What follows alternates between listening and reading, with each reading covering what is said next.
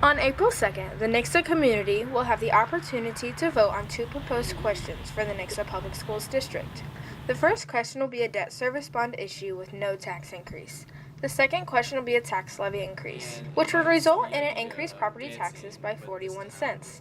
This means a tax increase of $6.49 per month for a $100,000 home. The bond levy increase would pay for teacher salary raises and construction projects across the district.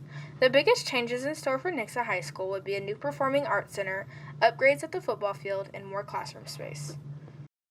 So the debt service bond is really just utilizing money that we can borrow as a school district against our value to make improvements to the school or do things that we need with the money. It still requires voter approval for us to borrow that money, but that does not increase the levy that is currently being collected.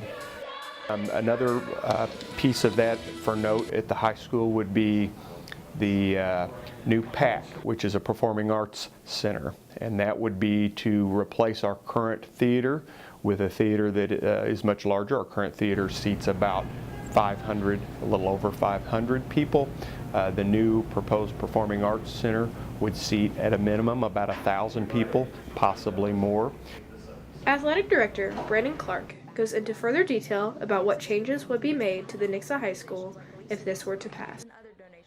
From a student side of it, it's going to give students that are passionate about activities and athletics better opportunities, especially in our performing arts center right now because of it being used as a classroom space. It's not always available to be used for all of our activities, so that would provide a space that would be free and open all the time for all of our students to use, clubs, groups, organizations. I've been here about 6 years, and since I've been here, I've had a lot of community members approach me about these things, from the fine arts end of it all the way to the athletics end, about providing more space for that as we're growing.